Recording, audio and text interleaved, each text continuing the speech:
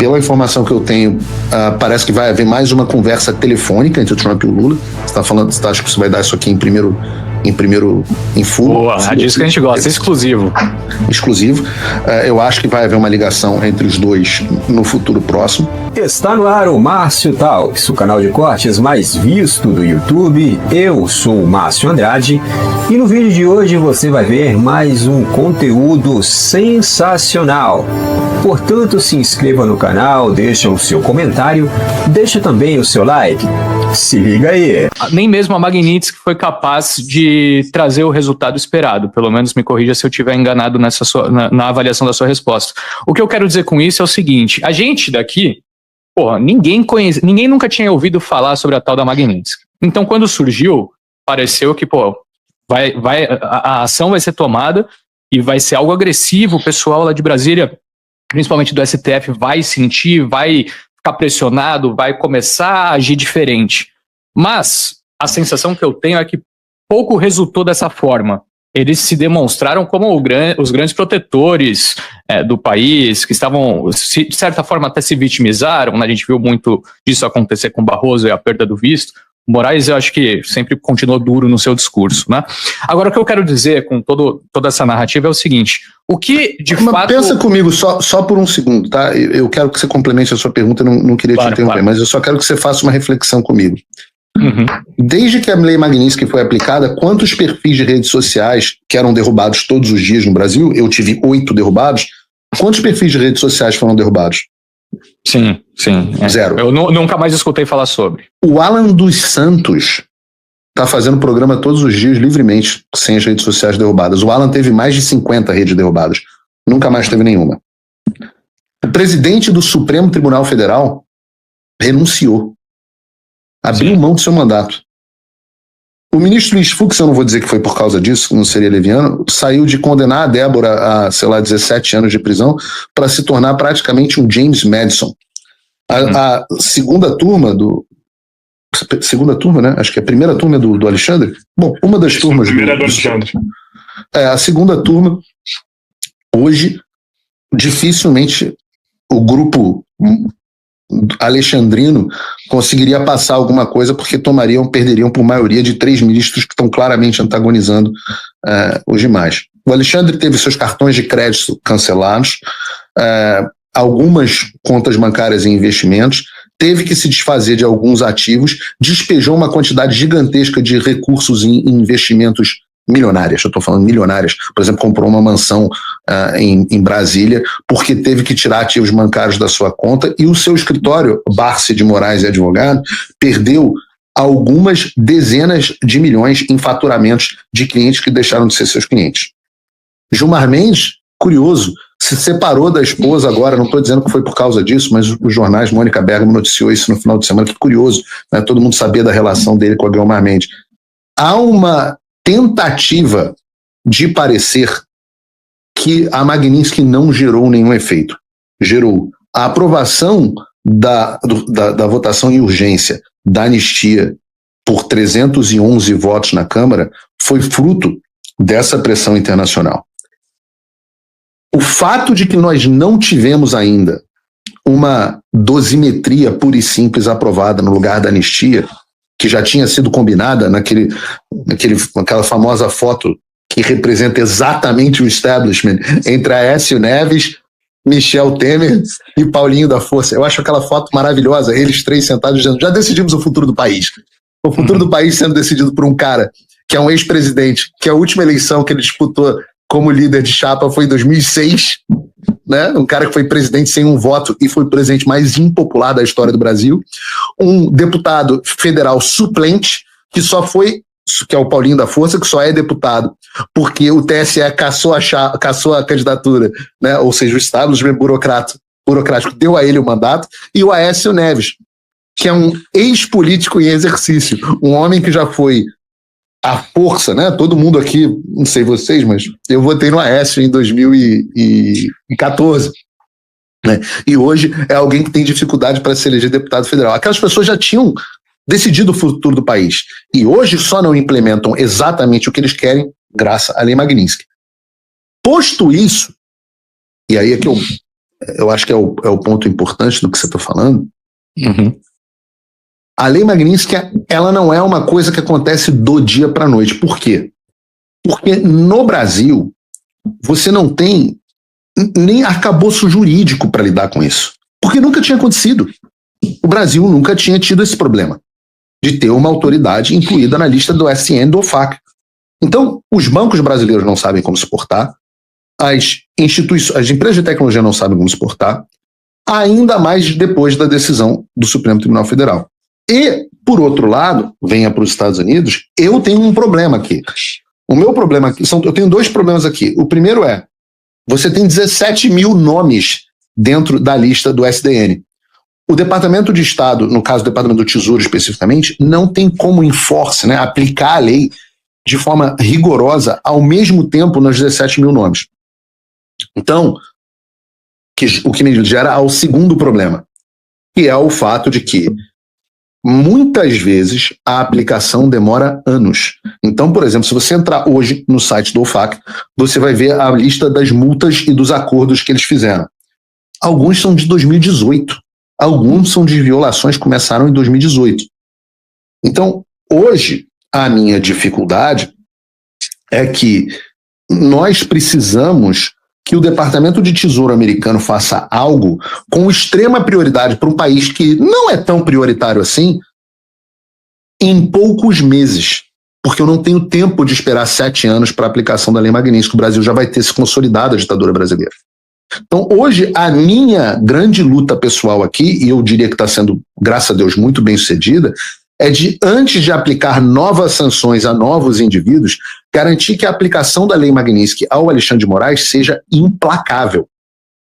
E quando eu terminar, eu garanto a você que os bancos brasileiros vão estar direitinho, dentro da linha, cumprindo as sanções da mesma forma que todos os bancos do mundo cobrem, que as empresas de tecnologia estarão cumprindo, que as companhias aéreas estarão cumprindo, que os serviços de hospedagem internacional estejam cumprindo, de forma que o Alexandre e seus familiares vão se tornar párias e tóxicos. A gente começou com isso, que nenhuma empresa se atreva a patrocinar uma palestra com Alexandre de Moraes. Então, a notícia que a gente começou a ver sobre a Coca-Cola, vocês verão nas próximas semanas sobre todas as empresas que patrocinaram aquele evento especificamente.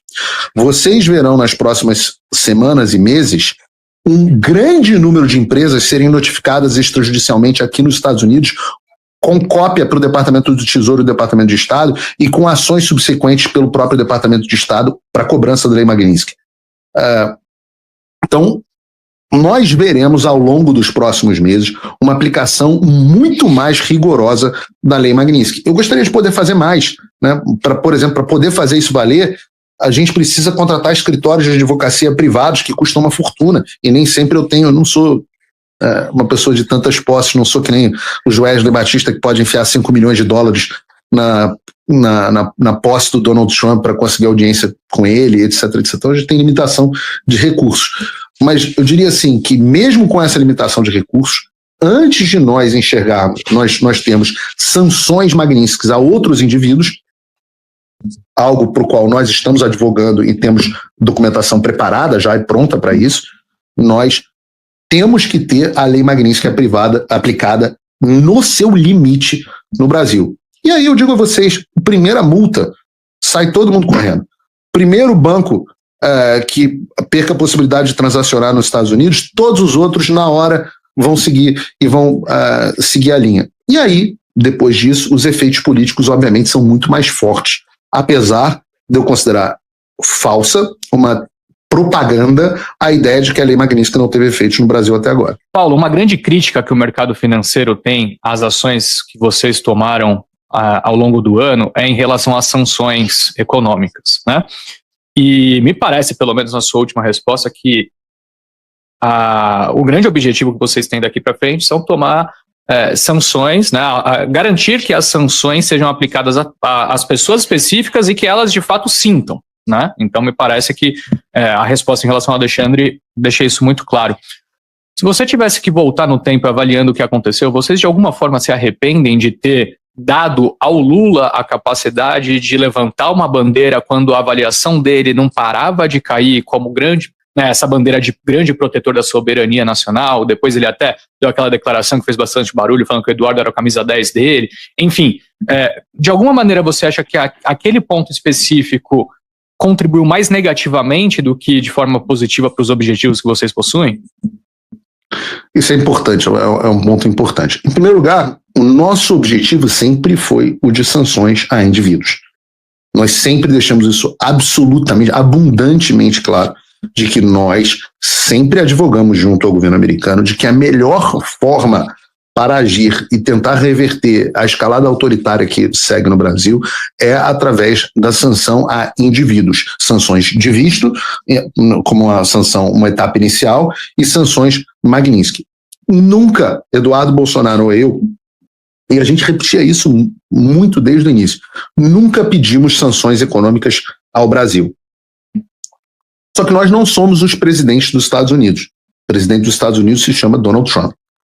Quando o assunto chegou à mesa do Trump, e as pessoas não têm ideia do quanto que a gente tem que escalar antes de um assunto político chegar ao presidente Trump, quando o assunto chegou ao presidente Trump, a decisão de aplicação de tarifas em vez da Magnitsky foi dele. Nós pedimos Magnitsky, ele falou, não, eu vou aplicar tarifas ao Brasil. Repare que, naquele momento, as sanções Magnitsky vieram quase que um mês depois. Porque nós tivemos a decisão do presidente Trump e a nossa tentativa de argumentar numa outra direção. E nós fizemos isso.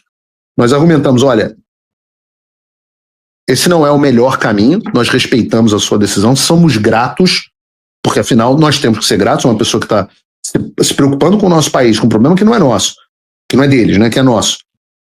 Se preocupando e buscando uma forma de ação, nós temos que ser gratos. Né? Não dá para a gente criticar a ajuda que a gente está recebendo. Mas nós dissemos, esse não é o melhor caminho. O melhor caminho são as sanções Magnitsky. Um mês depois, o Donald Trump não só aplica a lei Magnitsky, como, sem dúvida nenhuma, eu falo isso com total certeza, graças a essas ações que nós fizemos, explicando ao governo americano que aquele não tinha sido o melhor caminho, isentam cerca de metade das exportações brasileiras, que foi a primeira lista de isenção que eles aplicaram quando eles decretaram a IPA. Então, Eduardo Bolsonaro e eu advogamos contra tarifas e para o máximo de isenções possíveis, para as quais nós continuamos advogando. Não houve, quando nós nos perguntaram a respeito dessa isenção do Brasil ser incluído na isenção desses outros países, da nossa parte a gente não apresentou óbice nenhum. A gente achou, falou, olha, vai gerar um problema político, mas é bom que as empresas brasileiras sejam isentas. E obviamente o nosso foco vai continuar sendo, se já era esse, vai continuar sendo esse de sanções a indivíduos. Posto isso, eu acho que tem um problema de narrativa aí. Eu acho que se repetiu uma narrativa, principalmente na mídia mainstream, de que a recuperação de popularidade do Lula se deve a este discurso nacionalista. Qual é o problema? O problema é que as pesquisas não mostram isso. Quando você vai analisar as pesquisas, você vai ver que o Lula é muito mais culpado pelas tarifas do que o Eduardo Bolsonaro, na avaliação quase que majoritária da população. Quando você pergunta quem é o culpado das tarifas, o Lula é muito mais culpado do que o Eduardo Bolsonaro. E aí você pergunta, poxa, mas então, por que a popularidade do Lula subiu? Eu falo, olha, eu reputo isso a outros fenômenos. O primeiro deles, que é para mim talvez o mais importante, seja o silenciamento do seu principal opositor, que é o presidente Bolsonaro. O presidente Bolsonaro foi silenciado e agora preso e jogado num calabouço pelo sistema. Então você perde a principal voz do maior líder político contra o Lula. É óbvio que isso vai ter um efeito na popularidade do Lula. Segundo motivo, uma campanha financeira sem precedentes na história do Brasil de verba pública em favor do governo. Foi anunciado, é público, e o dinheiro foi despejado. Hoje, a Globo não é diferente da rede de TV estatal da Coreia do Norte. Talvez a rede de TV estatal da Coreia do Norte tenha até mais pudor em falar do grande líder, que na Globo News você não tem um comentarista que, de fato, se oponha ao regime. Não tem um comentário crítico. Então, quando você começa... E não estou usando aqui a Globo News como o maior símbolo do establishment, mas não foi. A quantidade de dinheiro despejado em todos os veículos é assustadora. E quando você pega a opinião do eleitor que se informa pela grande mídia, você vai ver que foi ali, só ali, que a popularidade do Lula subiu.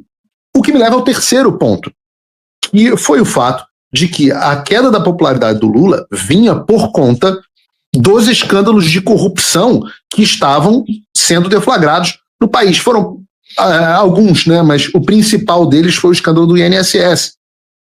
E graças à atuação política do Lula junto à Polícia Federal e ao Judiciário, o escândalo e claro, junto do conluio com a imprensa, o escândalo político desapareceu do noticiário. Então, sem um opositor, com a polícia sem poder fazer operação para mostrar a corrupção dentro do governo, e com a mídia comprada, é evidente que a popularidade do Lula ia subir, não importa o que o Trump fizesse. E é esse o cenário que a gente vive. E a gente assumiu uma mentira, e muita gente da direita acha isso, não, foi culpa do Eduardo Bolsonaro. Eu falo, deixa de ser burro. Se o Eduardo Bolsonaro fosse o camisa 10 do Lula, por que o sistema estaria de todas as maneiras possíveis tentando prender o Eduardo Bolsonaro?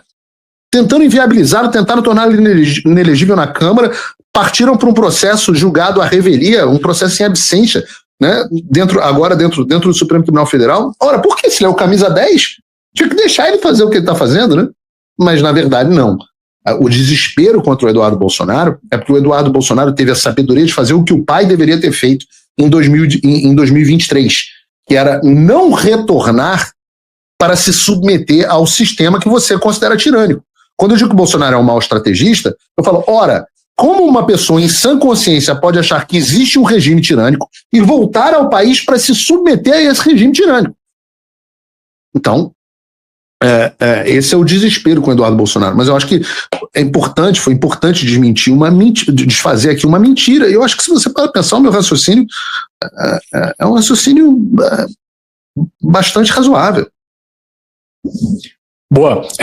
Mais uma vez, antes de passar para ti, Josué, desculpa te interromper mais uma vez, é porque eu lembrei de um pedacinho da história que não dá para deixar passar. E foi essa reaproximação natural que aconteceu nos últimos tempos, né? O encontro do Lula com Trump, etc. Isso foi muito interessante de se observar, de certa forma, porque eram duas pessoas que atiravam uma na outra. O Trump, enfim, demonstrava um apreço pelo Bolsonaro muito claro. O Lula chamando o Trump de nazista em muitas ocasiões. E lá estavam sentados, né, buscando algum tipo de solução. E ao lado do Trump, além do Scott Bessent, estava também o Marco Rubio, que ao longo de toda essa trajetória que a gente acabou de conversar aqui, né, de Magnitsky, etc., foi o grande porta-voz de uma certa indignação em relação ao que estava acontecendo por aqui. O que me leva a chegar numa pergunta aqui final, Paulo, que é o seguinte, antes da gente entrar nesse papo de 2026. O quanto realmente os dois países estão próximos, o quanto dificulta um relacionamento o fato do Marco Rubio estar liderando essas negociações, tanto para bem quanto para mal, né, dependendo do ponto de vista. E o que esperar daqui para frente em relação a esse relacionamento, na sua visão? O quanto a necessidade que os Estados Unidos teve em relação aos produtos brasileiros, à inflação alimentar, etc., faz com que eles sejam talvez menos bélicos em relação ao que aparentavam ser alguns meses atrás? Bom, é uma pergunta, são várias perguntas juntas, eu vou tentar amarrar elas num raciocínio articulado. A mudança principal de postura não partiu do governo dos Estados Unidos, partiu do governo do Brasil. Lembrem-se, o Lula era aquele sujeito que dizia que não ia telefonar para o Trump porque o Trump não ia atender. Donald Trump, a política do Donald Trump é a de sempre dialogar com os seus opositores. Eu posso dar aqui, assim, inúmeros exemplos. posso falar de Xi Jinping, que fala com o Trump no telefone regularmente, que se encontra com o Trump agora acabou de se encontrar, posso falar do Vladimir Putin, posso falar do Kim Jong-il, posso falar do Trump num dado momento fazendo um acordo com o Hamas, mandando o filho Jared Kushner para o Oriente Médio, o filho in-law, né, o filho genro, em português, para o Oriente Médio. E agora os dois maiores exemplos, o socialista Mandami, o comunista Mandami, o prefeito de Nova York, super bem recebido pelo Trump na Casa Branca, e agora, nos últimos dias, a ligação que o governo brasileiro teve até um papel nessa intermediação com o próprio Nicolás Maduro.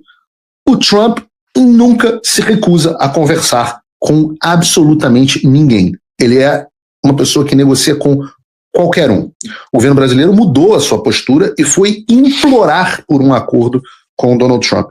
Esse termo implorar não sou eu que estou usando, foi o termo que o Departamento de Estado usou ao me relatar o que estava acontecendo. Eles falaram, olha, o governo brasileiro está implorando por um acordo. Eu falei, o que estão oferecendo? É isso que nós estamos analisando, o que o Brasil tem a oferecer. Trump sempre vai receber alguém e ver o que a pessoa tem a oferecer. No caso, você me perguntou factualmente o que está acontecendo, os países estão tendo conversas. Pela informação que eu tenho, parece que vai haver mais uma conversa telefônica entre o Trump e o Lula. Você acha que você vai dar isso aqui em full? Boa, é disso que a gente gosta, exclusivo. Exclusivo. Eu acho que vai haver uma ligação entre os dois no futuro próximo. Até onde eu sei, as negociações comerciais estão separadas das negociações políticas. As comerciais não estão muito avançadas e estão sendo mais lideradas pelo USTR, o representante do comércio dos Estados Unidos, enquanto as negociações políticas estão sendo lideradas pelo Marco Rubio. Não há, até o momento, Donald Trump decide o que Donald Trump quiser e é sempre imprevisível. Não há do Departamento de Estado americano, do governo Trump, nenhuma sinalização na direção de reversões de sanções a indivíduos. Em relação às sanções comerciais, até agora não houve nenhum fruto. E é importante que se diga isso, que não houve nenhum fruto, porque as pessoas viram a redução 2 semanas atrás das tarifas do café, carne e um outro produto, e falaram assim, agora o Trump retirou as tarifas do Brasil porque há uma boa relação. Isso é uma mentira. Trump retirou a tarifa de produtos específicos para 10 países, incluindo o Brasil. Então o Brasil, obviamente, está sofrendo as consequências da retirada de tarifa que o Trump fez para outros 10 países. Mas o Trump, na ordem executiva, disse que foi graças à negociação com o Brasil. Eu falo, leia a ordem executiva dos outros 10 países, eu recomendo, tá? Publicamente, está na internet, e você vai ver que o mesmo texto atribuindo a negociações bem-sucedidas entre os países foi utilizado para os outros países. Então é claro que a preocupação, todo mundo aqui que está assistindo entende de economia, é o fato de que os Estados Unidos estão passando por um processo de carestia com determinados produtos, que ele não consegue substituir, aumentar a sua produção. Isso é ruim, inclusive para a popularidade de um governo que vai enfrentar midterms no ano que vem, e para isso, pensando no ano que vem, o governo reduziu as tarifas. Hoje, como é a relação entre os dois países? Ela existe, mas não é uma relação tão bem sucedida quanto o Itamaraty faz questão de parecer que é. E de fato não houve avanço absolutamente nenhum até agora na relação entre os dois países. Vamos ver, essa ligação com o Donald Trump pode ir muito bem ou pode ir muito mal para o Brasil. A ligação do Maduro foi muito mal para o Maduro. Vamos ver como é que vai sair, o que o Brasil vai trazer na mesa para oferecer. O que as pessoas devem ter em mente é que, e aqui a gente tem que ser absolutamente honesto, a gente faz o que pode advogando por uma ideia, por uma causa. Sim. Porque que a gente entende que é o melhor para o Brasil libertar ele desse sistema. A gente entende que é melhor para o Brasil que ele tenha oposição participando livremente de eleições, que as pessoas tenham liberdade de expressão, que a internet seja livre, que não haja um superpoder que tem consequências, inclusive, para o empresariado brasileiro, né? Hoje o STF decide os rumos do país, a gente acha que esse não é o melhor caminho do país, a gente advoga nessa direção. O Trump, por outro lado, está majoritariamente preocupado com o que é melhor para o interesse americano. Uhum. Até agora a gente tem sido bem sucedido em explicar que não é interessante para os Estados Unidos que o Brasil vá nesta direção para a qual tem ido. Pode ser que o Donald Trump entenda que há algum interesse americano imediato que se sobrepõe a este interesse geopolítico de longo prazo. E só quem pode entender isso é o Donald Trump, e essa é a vida como ela é. Nós não somos presidentes dos Estados Unidos. O que dá para dizer hoje, e isso é muito importante, é o fato de que tudo que os Estados Unidos nos prometeram, eles cumpriram. Tudo que nós pedimos nos foi dado. E a relação nossa, Eduardo e eu com eles, continua idêntica. Eles, inclusive, oficialmente se pronunciaram na embaixada, no ato da prisão do presidente Bolsonaro, através do Landau e da embaixada americana. O aperto em relação às sanções e o cumprimento da Magnitsky está em curso. Há discussões sobre sanções para próximos nomes depois que a Magnitsky estiver bem aplicada. Há discussão sobre novos cancelamentos civis, talvez antes disso. Então, as conversas continuam normais do nosso lado. Não houve uma reversão da política externa americana.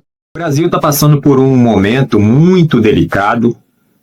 As instituições, o poder legislativo, o judiciário, o executivo, estão completamente perdidos e estão completamente prejudicados, sem credibilidade, e tudo isso por conta de ações de pessoas da alta cúpula desses poderes. Pois bem, os três poderes, o poder legislativo, o judiciário e o executivo, eles tendem a estar harmônicos. Pelo menos é isso que diz a Constituição, deveria ser harmônicos, né? Deveria ter um equilíbrio entre os três poderes, cada um fiscalizando o outro, né? Na questão dos freios e contrapesos. A própria Constituição diz isso, porém, na prática não é assim que funciona. O que a gente vê hoje no Brasil é justamente um poder sobressaindo sobre o outro. Então, o que acontece? Isso necessariamente vai refletir lá na ponta, ou seja, no indivíduo, no povo, na sociedade. Tá? Mas, ao que parece, as ditas autoridades não estão nem aí para esse negócio, né? Não estão nem aí para as instituições que elas próprias pertencem, né? Então, a coisa está em uma tônica de projeto, na verdade já vem de muito tempo, aquela coisa do projeto de poder, no poder pessoal, né? Todas as ações são em benefício próprio ou em benefício da minha ideologia política, da minha visão de mundo. Então essas pessoas que estão nessas instituições, elas arrogam para si todo esse poder e traz essa tônica de visão de mundo para dentro da própria instituição, né? E, obviamente, quando isso acontece, aí há uma corrupção própria, né? De corromper a própria instituição. Ou seja, o Brasil está em um patamar em que a alta cúpula que governa, que dirige o país, né? Ou seja, o pessoal do Poder Executivo, começando pelo Presidente da República, né? Aí tem o pessoal do Judiciário, começando lá pelo STF, aí tem o pessoal do Legislativo, começando lá pelo Senado, né? tem um pessoal lá da Câmara, são os deputados e tudo mais, no Senado e senadores. E ao que parece, a coisa está se enveredando aí para algo muito grande aí, de penalização em relação aos Estados Unidos para com o Brasil. É isso. Essa é a situação em que o Brasil se encontra, essa é a situação em que a população brasileira, a sociedade do Brasil, a nação brasileira se encontra. Por esse vídeo é isso, se inscreva no canal, deixe o seu comentário e deixe também o seu like. Até breve.